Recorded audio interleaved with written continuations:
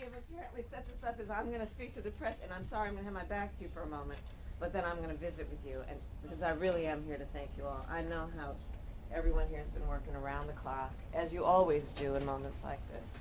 So I'm going to address the press, and then we're going to have a conversation. Okay. Okay. Hi. So good afternoon to everyone. Deputy Administrator Hooks, I thank you and everyone here for their leadership. As I said briefly, I know who is here. I know what you each do.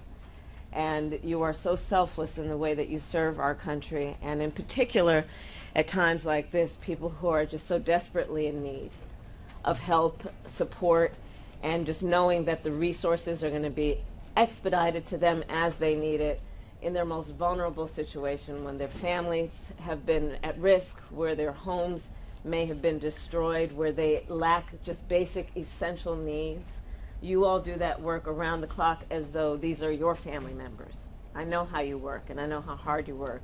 So I am here mostly to thank you all for all that you do, everyone who is here and everyone who's on the ground in the region at the moment.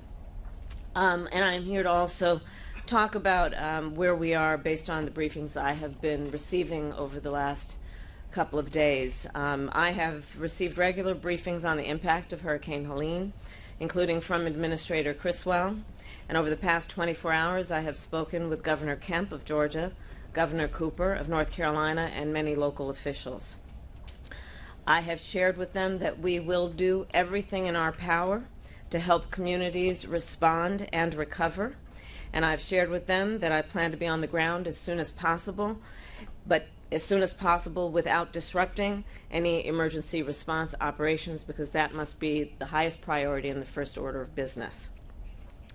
The devastation from Hurricane Helene is immense. Millions of Americans are without power. Thousands of families have lost their homes. Entire neighborhoods have been destroyed. Major roads have been blocked or damaged, leaving entire towns inaccessible at this very moment. Already, nearly 100 people have been confirmed dead, and hundreds more are missing. The destruction we have seen in Alabama, Florida, Georgia, North Carolina, South Carolina, Tennessee, and Virginia is heartbreaking. In coordination with state and local officials, President Biden and I will continue to make sure that communities have the support and the resources that they need, not only to respond to this storm and its immediate aftermath, but also the resources they will need to recover. So far, more than 3,300 federal personnel are on the ground to assist with recovery efforts. They are deploying food, water, and generators. And we continue to work with teams on the ground to restore water and power as quickly as possible. To everyone who has been impacted by this storm, and to all of those of you who are rightly feeling overwhelmed by the destruction and the loss, our nation is with you. And President Biden and I, and all of the folks behind me, are with you. We will continue to do everything we can to help you recover and to help you rebuild, no matter how long it takes. And I do believe the true character of a nation is revealed in moments of hardship. Over the past few days, our nation has endured some of the worst destruction and devastation that we have seen in quite some time. And we have responded with our best, with the best folks who are on the ground and here, doing the kind of work that is about rising to a moment of crisis, to do everything we can to lift up folks who deserve to be seen and heard. Communities have been coming together. People are checking in on their neighbors. Families are opening their doors to strangers in need. And as they always do, our first responders are working around the clock, putting their own lives at risk to keep our communities safe. Moments like this remind us we have so much more in common than what separates us. And the true measure of our leadership, each one of us, is based on lifting other folks up, knowing how we can make a difference.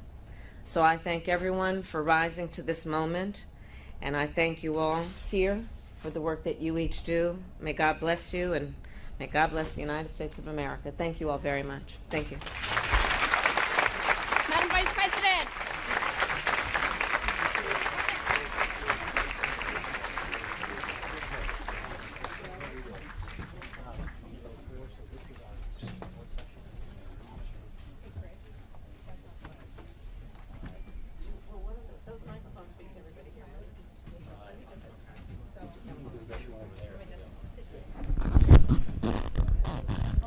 I'm going to move this microphone.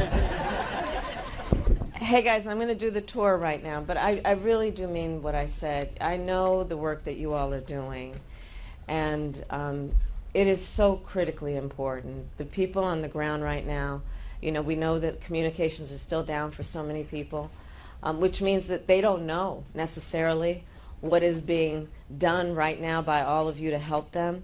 But I know, based on what you all historically have done, that the folks on the ground who have been impacted, I'm sure, have faith that you all are here right now, as you are, and that they know in their hearts that you all are working around the clock as you've been.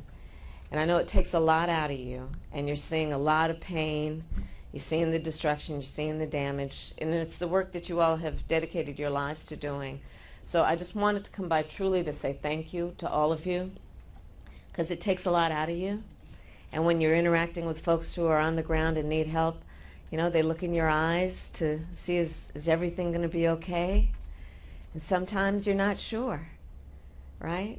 But you do everything you can to make sure everything's going to be okay. And that's a strength that you uniquely have when you do this kind of work that you all do. So thank you for all that you are doing. Let's keep it up. Now we have many, many hours ahead of important and critical work, but you guys are just the best of anything that we could hope for in our country. So thank you all. Thank you. Madam